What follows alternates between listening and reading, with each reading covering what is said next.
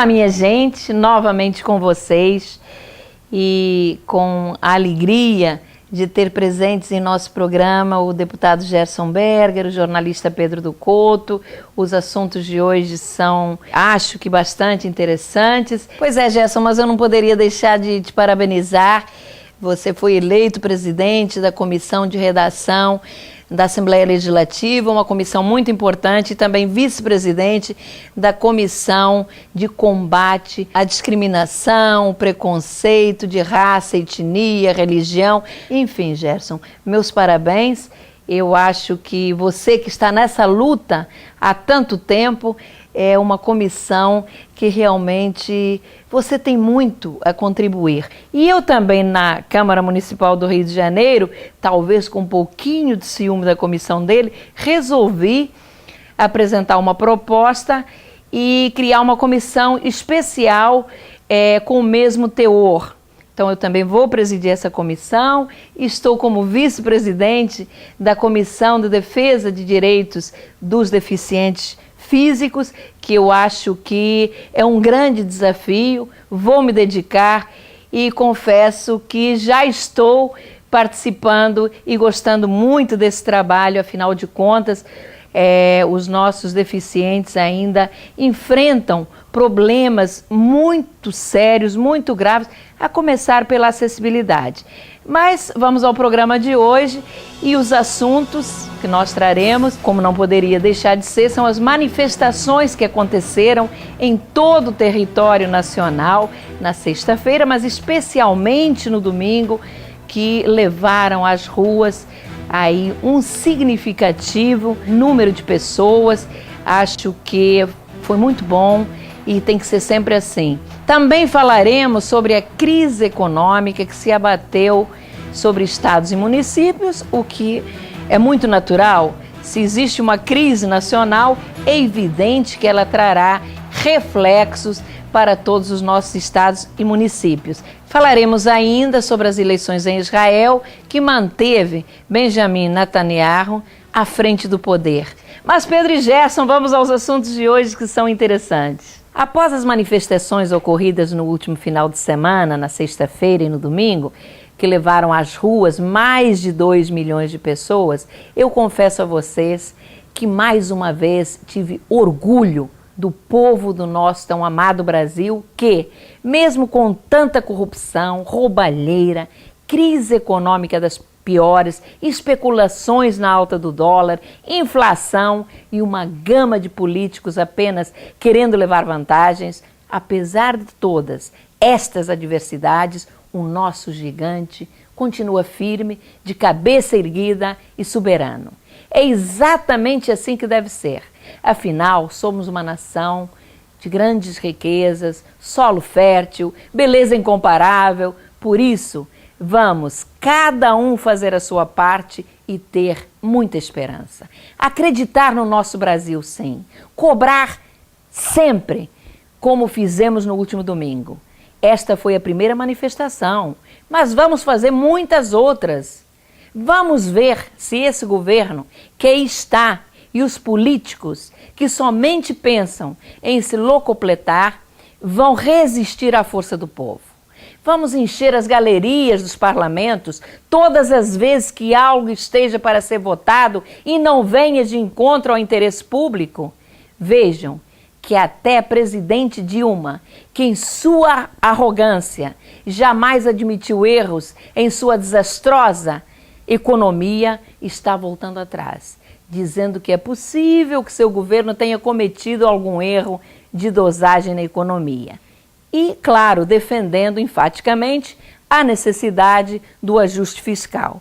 Modesta a presidente Dilma, erro de dosagem? Por que não admitir que foi uma desastrosa gestão que visava apenas a perpetuação de seu partido, o PT, no poder?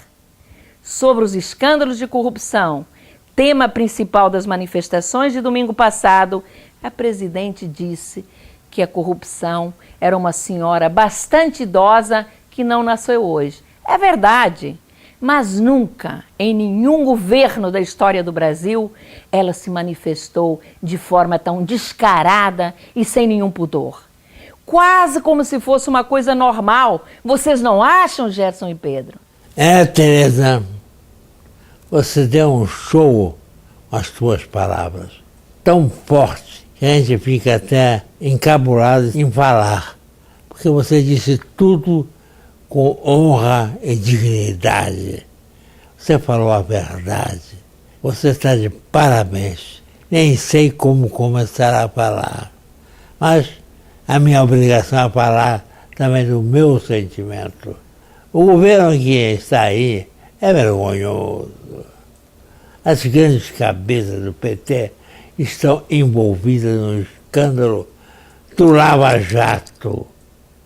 Veja o tesoureiro do PT, Vacari, denunciado por corrupção e quadrilha.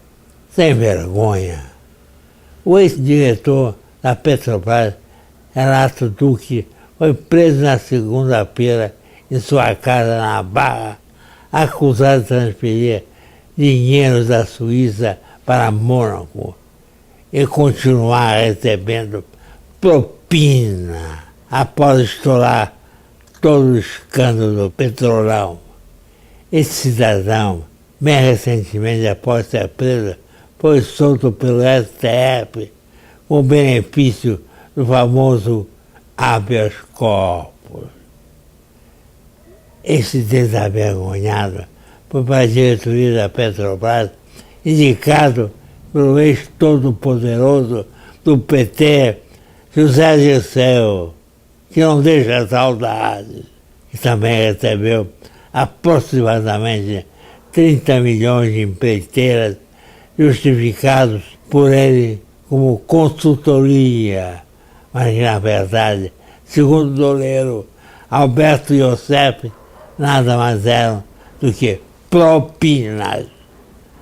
Tudo um descalabro, uma vergonha, ainda mais quando esse PT se apresenta como comandante da nação, o que eu considero absurdo. Um governante, seja presidente da República, governador ou prefeito, ocupa uma posição que deve estar acima de partidos. Ele é o gestor de todo cidadão independente de partido. De qualquer maneira, uma coisa é certa, a presidente Dilma está muito mal. Imagine, para quem já chegou a mais de 70% de popularidade, hoje se encontra nos minguados 13%. Quem diria? E isso em início do governo. Não vai ser fácil para ela governar. Mas ela foi eleita democraticamente. Viva a democracia! Acho que manifestações na hora certa devem continuar.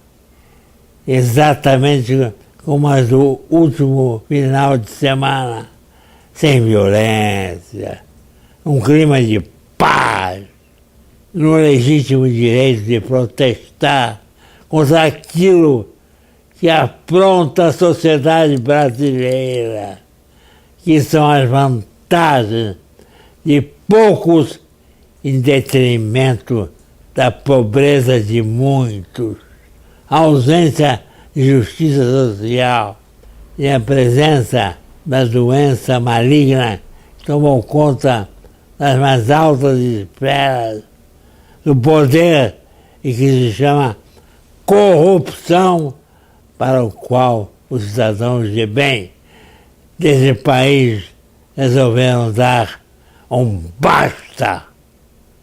É isso que eu tenho que acrescentar sobre as manifestações do final de semana. E a você, Tereza, foi o que pude acrescentar dentro das belas palavras que você começou falando nesse programa.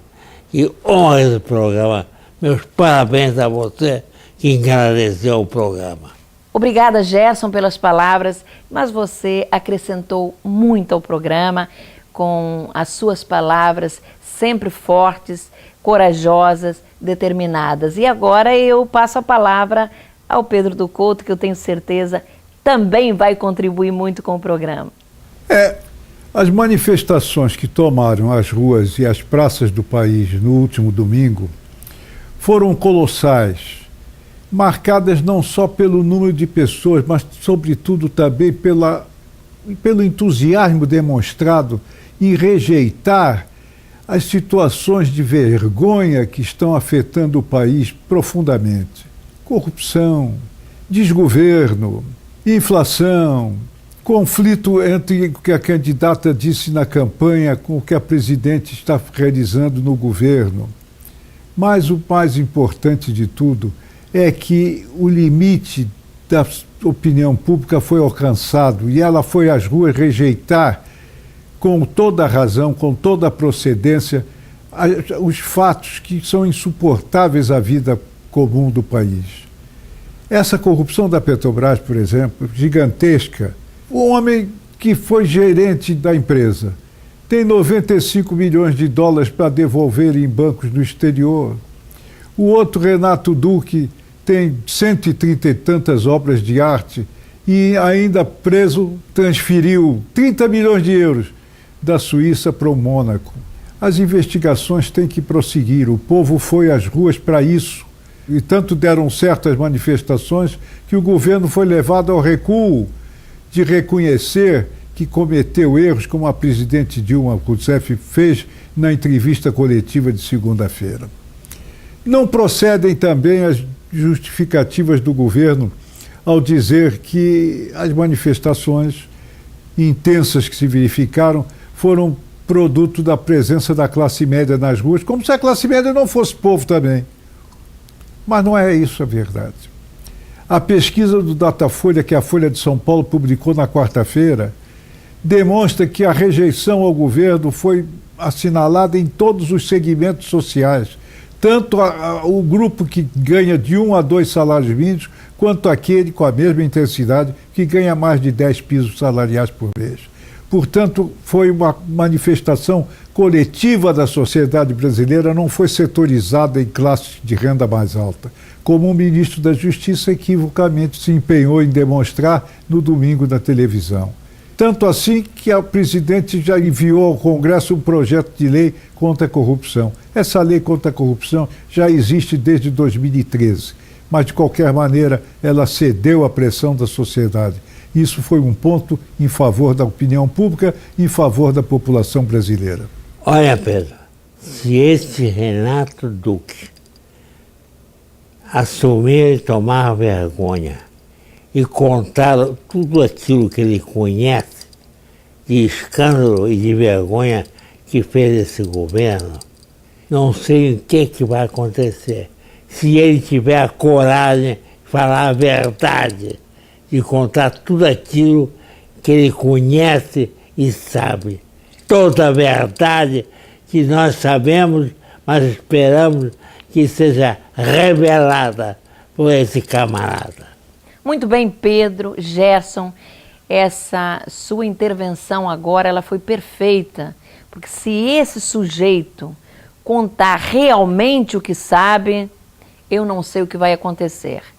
Porque não resta dúvida que este homem, este cínico, este mau caráter, se sentia muito acobertado para após estourar todo o escândalo do Lava Jato, ele continuar recebendo propina e ainda transferir dinheiro da Suíça para Mônaco?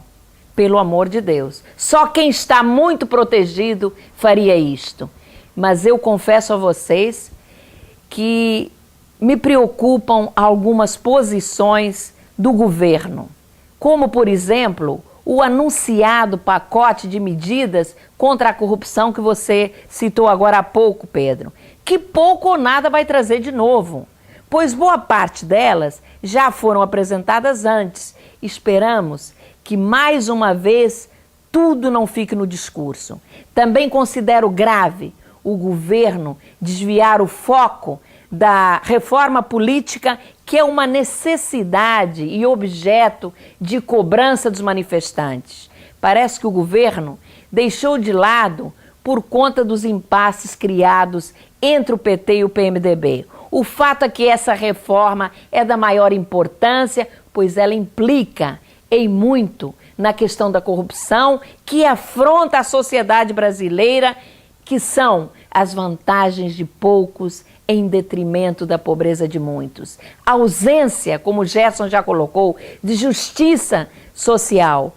Eu digo ainda o seguinte, uma preocupação que nós temos que ter. Imagina, no início de governo, com apenas 3 meses de governança, menos 2 meses e meio, a nossa presidente estar com um índice de popularidade de 13%. Como é que ela vai conduzir os destinos deste país?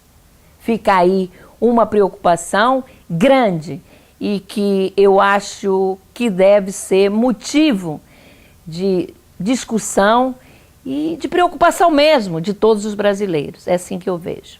Pois é, minha gente, mas nós acabamos de falar na crise econômica, em tanta coisa que está nos afligindo, nos atingindo, que, como não poderia deixar de ser, Estado e município também estão sofrendo sérias consequências. No Estado, desde que iniciou um novo mandato, o governador Pezão, de forma bem transparente, não escondeu essa crise. A começar pela perda dos bilhões que viriam dos royalties do petróleo e também na queda da arrecadação de mais de 2 bilhões de reais. Claro, consequência da diminuição do consumo. Pezão resolveu enfrentar essa crise de uma forma clara e justa, ou seja, como costuma se dizer, cortando na própria carne. Diminuiu cerca de 35% as verbas destinadas a boa parte de suas secretarias, inclusive reduzindo cargos comissionados e verbas de gratificações especiais. No município, a coisa foi bem diferente. O prefeito Eduardo Paes, verificando a queda na arrecadação, que chegou a 12% no primeiro bimestre em relação ao ano passado, enviou um pacotaço à Câmara dos Vereadores com propostas, Gerson e Pedro, que tem como objetivo fazer caixa de forma muito simplificada, ou seja, vender imóveis pertencentes ao patrimônio público municipal e também o uso do espaço aéreo e subsolo, como, por exemplo, construir passarelas ligando prédios. Claro, desde que paguem a prefeitura. E mais, o procurador do município vai poder fazer acordos judiciais em relação a dívidas de contribuintes, com a possibilidade de reduzir os encargos moratórios. Acho, na minha opinião, que está sendo dado muito poder ao procurador, que precisa ser fiscalizado, ou, no mínimo, submeter a celebração dos contratos ao Tribunal de Contas do município.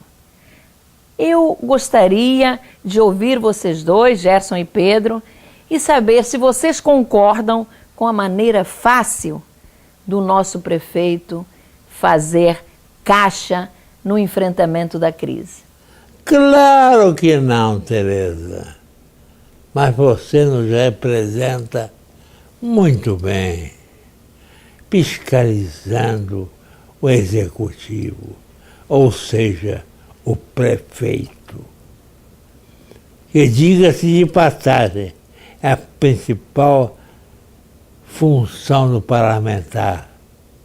De qualquer maneira, eu quero apenas acrescentar que é muito fácil tentar resolver a crise com um chapéu alheio, ou seja, usando patrimônio público, e que me parece o momento é totalmente inadequado para transações de venda de imóveis que apresentam queda em seus valores em função da crise instalada.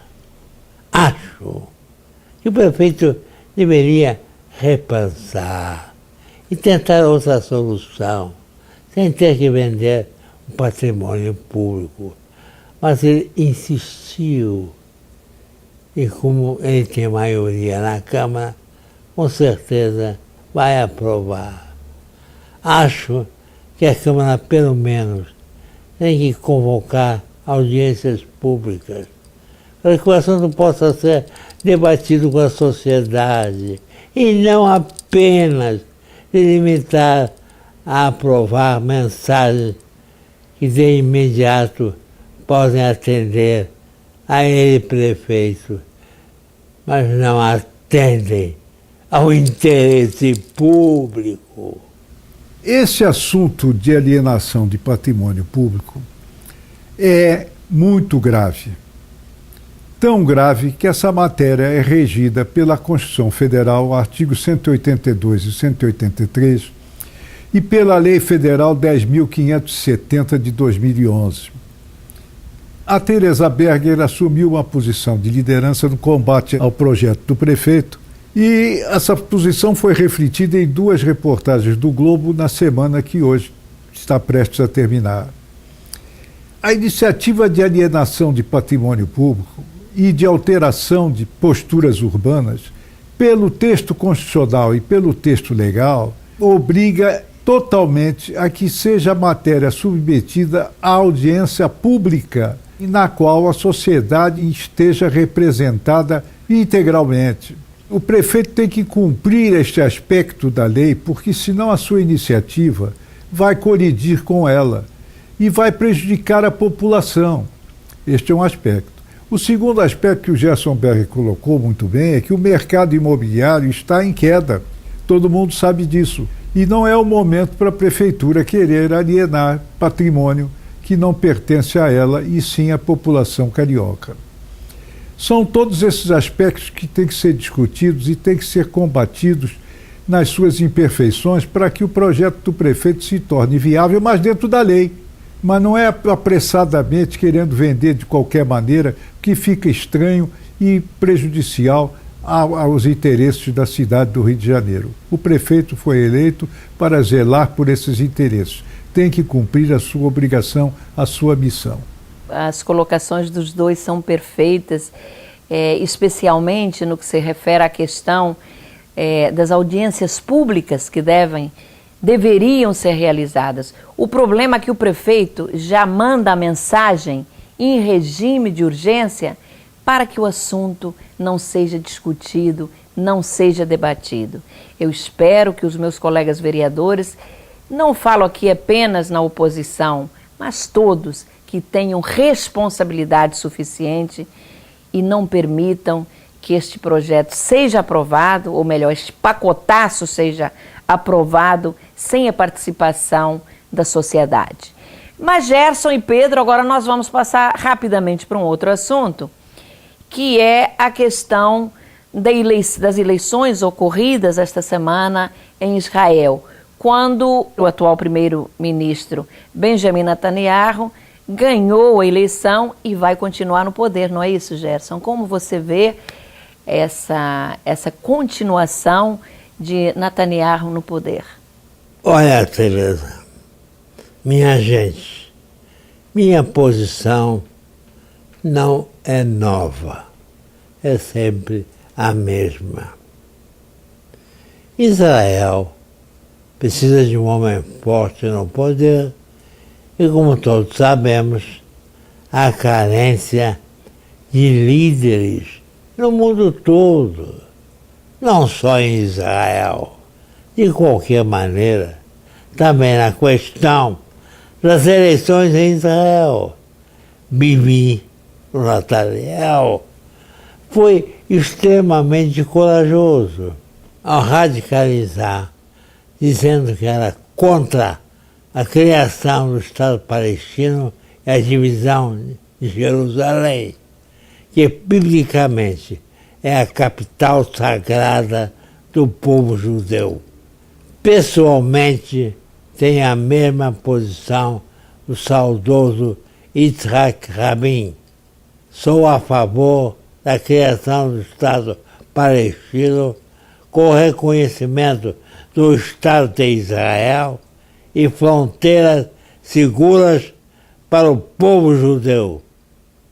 Mas não vamos nos aprofundar no assunto. Israel é uma democracia e seu povo tem o direito de escolher o seu governante. As urnas falaram em Israel, não há o que contestar, não há o que discutir. O primeiro-ministro Netanyahu mudou a posição que vinha assumindo antes do final da campanha e radicalizou o processo eleitoral, como o Gerson Berger colocou. Deu certo. Ele jogou uma cartada decisiva e conquistou a maioria. E, por isso, vai permanecer no governo por mais tempo do que aquele que desejava a oposição israelense. Mas a urna é a urna, a democracia é a democracia, Israel é um Estado democrático, tem que cumprir a voz do povo. Foi o que aconteceu. Bom, Gerson e Pedro, viva a democracia. E deixando essa viagem ao Oriente Médio, especificamente a Israel, voltamos para o nosso Rio de Janeiro. Infelizmente o nosso tempo acabou. Eu agradeço mais uma vez a participação dos dois, a você, amigo telespectador, que é a figura mais importante do nosso programa. O nosso agradecimento muito especial por ficar até esta hora da noite nos assistindo. Esperamos contar com a sua audiência no próximo sábado, às 11h30 da noite. Até lá e um beijo para todos.